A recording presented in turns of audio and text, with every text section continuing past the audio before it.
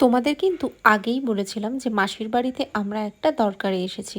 কী দরকার সেটা তোমাদের বলে দিই। মাসির বাড়িতে কিন্তু আমাদের একটা দাদা মানে সৌরভদার ছিল আইবুড়ো ভাত, আর সেই উপলক্ষে কিন্তু আমাদেরও নেমন্তন্ন ছিল, তাই জন্যই এসেছিলাম। আর সবথেকে বড় কথা, আমাদের আরেকটা দরকারও ছিল।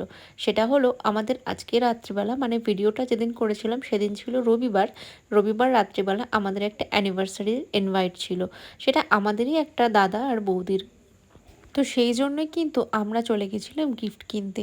বনগাঁতে কিন্তু ইন্ডিয়ান গিফট হাউস সবার আগে মাথায় আসে, কিন্তু এই যে দোকানটা আজকে তোমাদের ঘুরিয়ে দেখাবো, তোমরা কিন্তু অনেকেই জানো, আবার হতে পারে অনেকেই জানো না। যারা জানো না তাদের জন্য বলে দিই, বনগাঁ বাটার মোড় থেকে কোর্ট রোডে যে রাস্তাটা দিঘির পাড় গিয়ে মণ্ডল টাইপের ঠিক পাশেই দেখবে একটা রাস্তা ঢুকে যাচ্ছে, সেখানে গিয়ে তোফা কালেকশন বলে একটা গিফট আইটেমের শোরুম পাবে। এত সুন্দর সুন্দর গিফটের কালেকশান তোমাদের জাস্ট অবাক হয়ে যাবে, না দেখলে বুঝতে পারবে না। জানি না ভিডিওতে তোমরা কতটা বুঝতে পারছো। সেখান থেকে কিন্তু আমরা এই ফ্রেমটা নিয়েছিলাম। এটা তো আমার জাস্ট অসাধারণ লেগেছে। ফ্রেমটা অনেক বড় ছিল, বাট ফটোতে বা ভিডিওতে অতটা বোঝা যাচ্ছে না।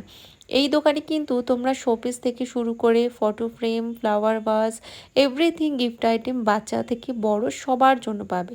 আর সবথেকে বড় কথা, দামও কিন্তু ভীষণ রিজনেবল।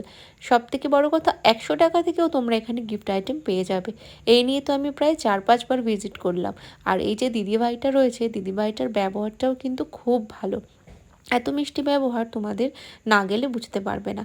তো এইখানটা তোমাদের কেমন লাগলো আর কে কে চেনো কমেন্টস করে জানিও। তারপর গিফট নিয়ে আমরা চলে এলাম বাড়ি। দেখা হবে পরের ব্লগ।